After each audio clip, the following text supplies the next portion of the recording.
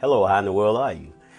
Here we come and find ourselves at step number 4, made a searching and fearless moral inventory of ourselves.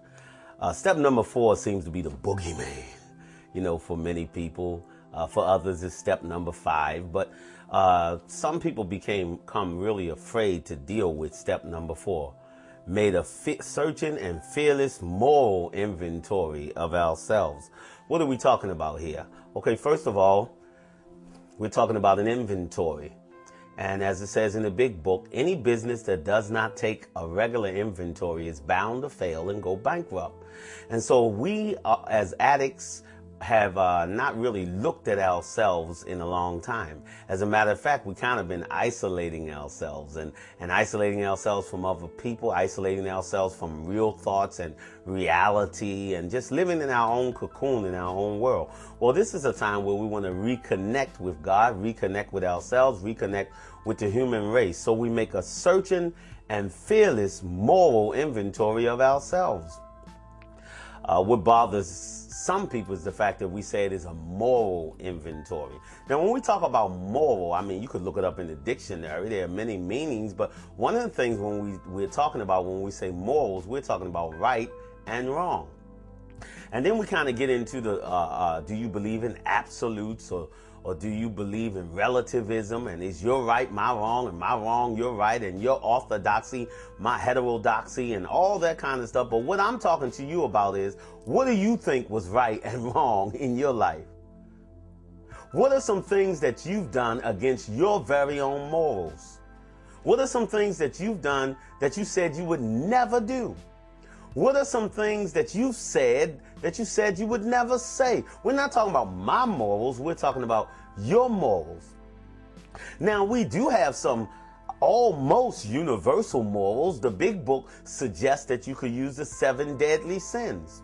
Almost everybody believes adultery is wrong, murder is wrong, jealousy might not be too great. It causes us harm to be so angry. Gluttony is not a good thing. Those are some things you could use when you do your moral inventory. Fear seems to be detrimental to many people. So if you want to do a moral inventory, you can deal with those types of things. The 7 deadly sins. Others, of course, may want to take the 10 commandments if they want to, but you could stay away from religion if you want and just deal with what have you done against your own morals, your own self. Where did you fall short yourself?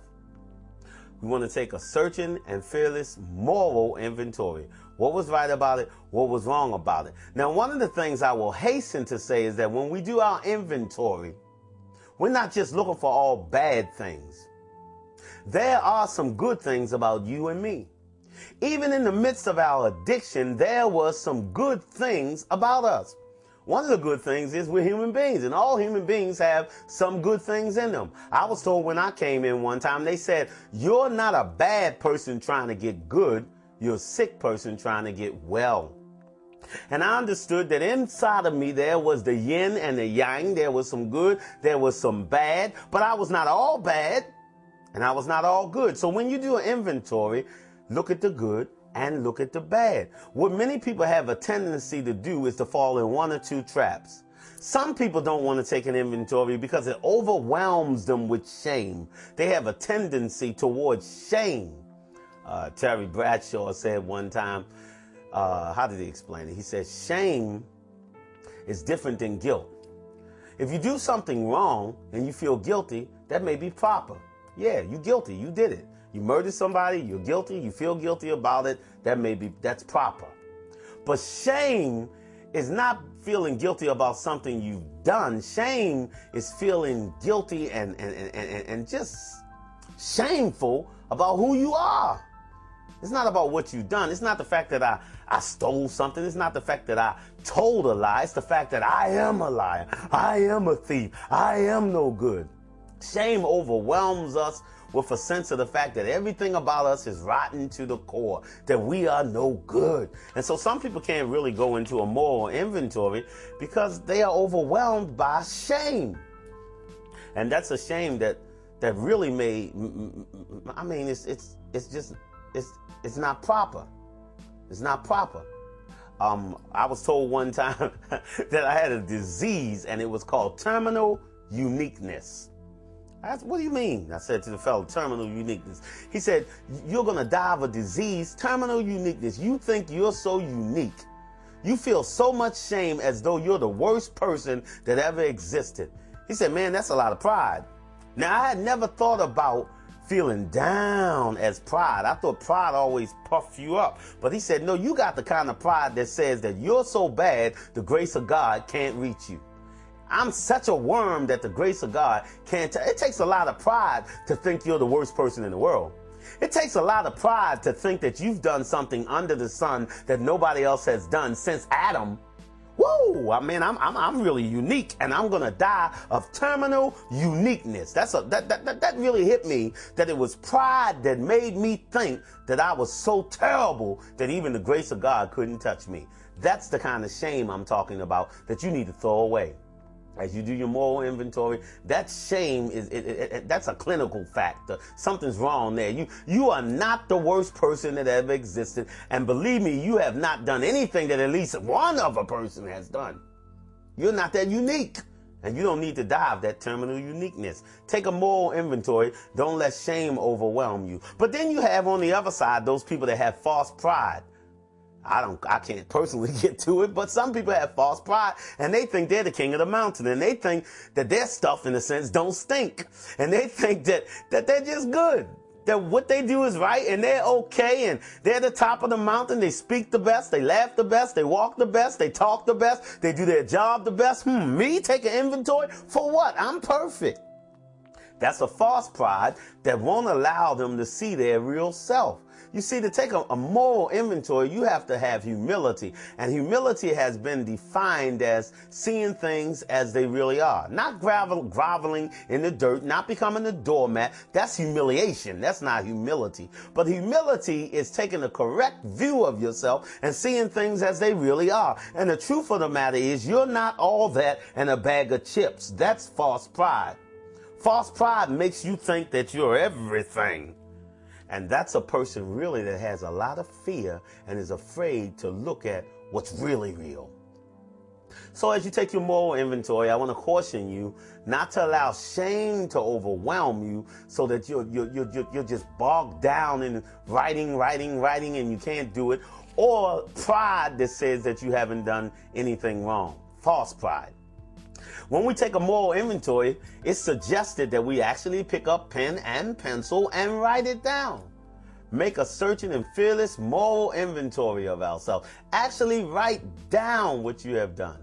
A searching and fearless moral inventory of ourselves. And what do they mean by searching? Take your time. Take your time as you write it. Don't be rushed. Take your time. Maybe you need to take just 15 minutes a day. Maybe you take a half hour a day, whatever you have to do. But just take your time and write out that inventory for yourself. They have guides that you can use. You can go to the big book and look it up how they did it. But you need to take a moral inventory of yourself in order for the business of your life to go on. Now, the reason we can be fearless is because of the third step. A lot of people are afraid to take an inventory because they haven't successfully taken the third step. They made a decision, but they haven't put that decision into action. And they haven't done the third step prayer. You can look in the big book. It talks about a third step prayer where you actually pray to your higher power and turn your will and your life over to that higher power. And they give a suggested prayer. You don't have to use that prayer. It's a suggested prayer that you can use. And if you have really, truly turned your yesterday, your today, and your tomorrow over to a higher power, then you ought not be afraid to do a moral inventory. Your higher power loves you, remember? So you can be gentle with yourself. You can join the human race. You can recognize that you're not a bad person trying to get good. Just a sick person who's going to be well because you're taking this inventory. You're going to get a reality check of how things are. Don't dwell on all of the bad. Don't dwell on all of the good. Just take a thorough moral inventory. Now, one of the things I want to note about the fourth step is that it's a moral inventory of who? Ourselves. It's a moral inventory of ourselves, not the other people. It's not a moral inventory of my wife or my boss or anybody else that may be in my life. It's a moral inventory of myself. And when I came, they told me that I'm not all wrong and I'm not all right. But I need to take a moral inventory of the part I did wrong. Now, maybe somebody else was 90% wrong and I was 10% wrong. Well, I need to take a moral inventory of my 10%. Look at my 10% 100% of the way, okay? Look at what I've done, because it's a moral inventory of myself. In other words, I must clean up my side of the street.